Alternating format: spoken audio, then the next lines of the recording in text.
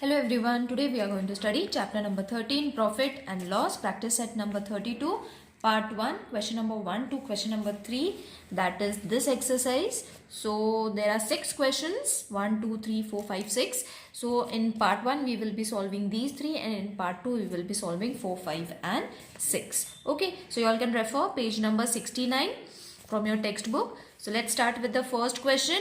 From a wholesaler, Santosh bought 400 eggs for rupees 1500 and spent rupees 300 on transport. मतलब क्या हुआ? What is going to be the cost price? CP क्या होने वाला है कि उसने 400 eggs 1500 में लिए प्लस उसमें 300 ट्रांसपोर्ट ऐड होने वाले हैं. तो ये दोनों मिला के हमारा हो जाएगा CP. Got it? Then 50 eggs fell down and broke. So 40 में से 50 eggs जो थे वो गिर गए and they broke, टूट गए. So he sold the rest of them. तो बचे कितने? 350 में से 50 गए तो बचे 350. So 350 में से उसने एक एक अंडे को 5 रुपीज में बेचा. So हमें ये फाइंड करना है did he make a profit or a loss? और अगर किया है प्रॉफिट और लॉस तो how much. Got it children? So question you all have to understand it first and then you all have to solve it. Now how are you going to write this? इसको solve कैसे करेंगे? So first one है हमारा total cost price, बराबर. So cost price मतलब क्या होगा? जितने उसने एक्स खरीदे थे ट्रांसपोर्ट के साथ. सो उसने कितने एक्स खरीदे थे? 400 x for rupees cost price of eggs. Okay, मतलब कितने 400 एग्स उसने कितने में खरीदे थे plus transport, isn't it?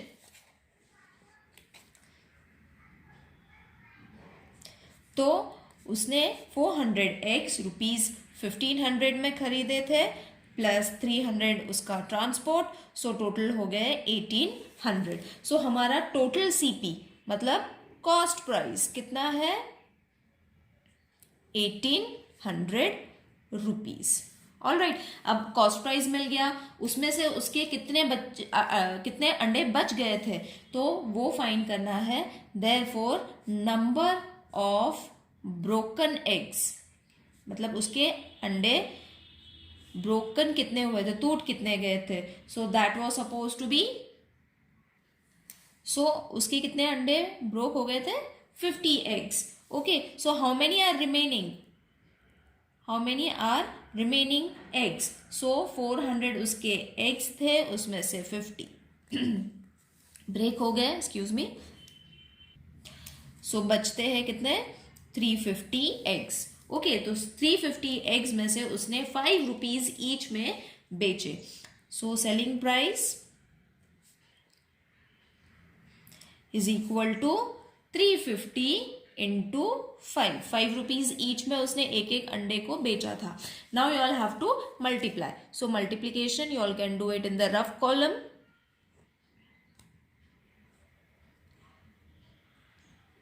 1850. Okay, so 1850 ये हो गया हमारा selling price.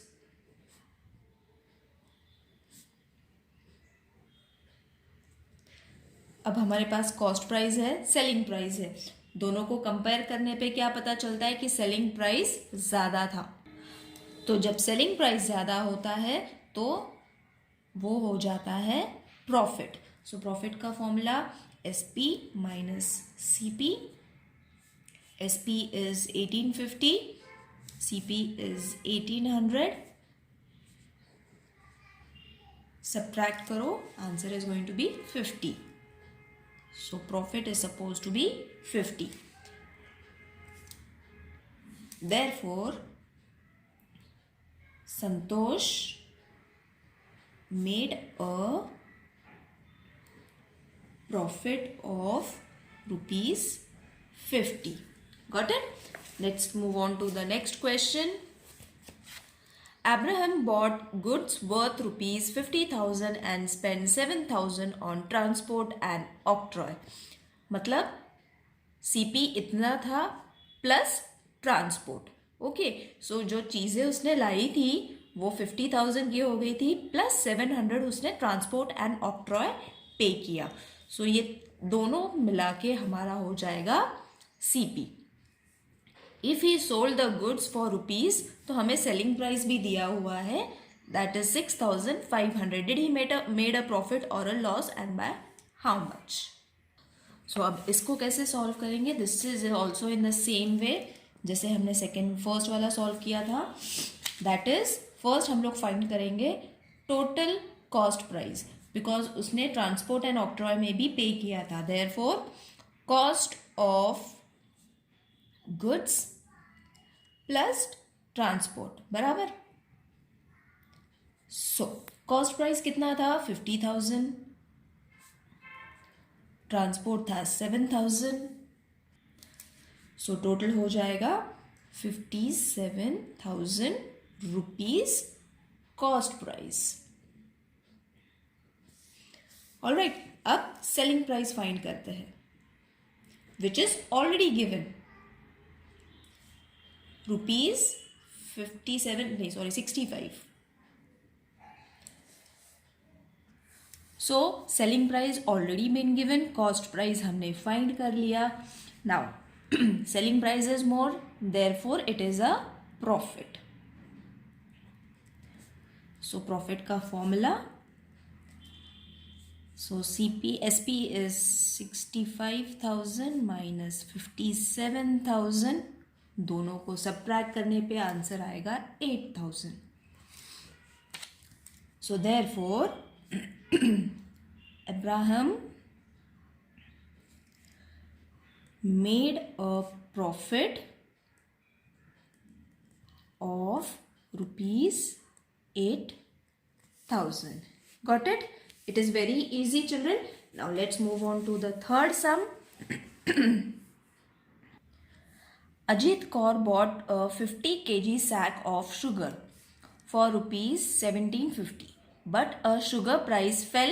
She had to sell it for 32 per kg. How much loss did she incur? तो उन्होंने दिया हुआ है that she made a loss. तो 50 kg सैक कितने रुपीस को लाया था? 750.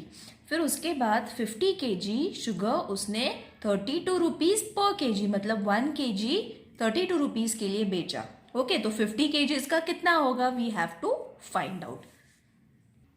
सो थर्ड सम, कॉस्ट प्राइस दिया हुआ है, डायरेक्टली कुछ फाइंड नहीं करना है. It is rupees 1750. But selling price change होने वाला है, we have to find it. That is 50 into 32. Okay, 32 rupees एक केजी बेचा था उसने, तो 50 केजीज का कितना होगा? That is why we are multiplying it.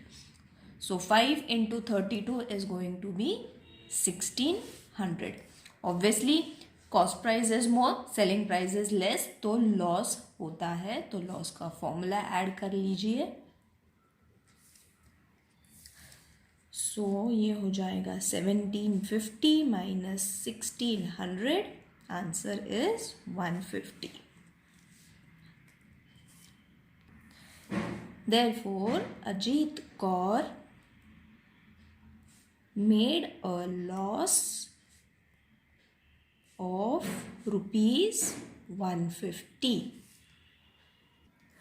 So, the next questions we will be solving in the next video. Till then, take care. Bye.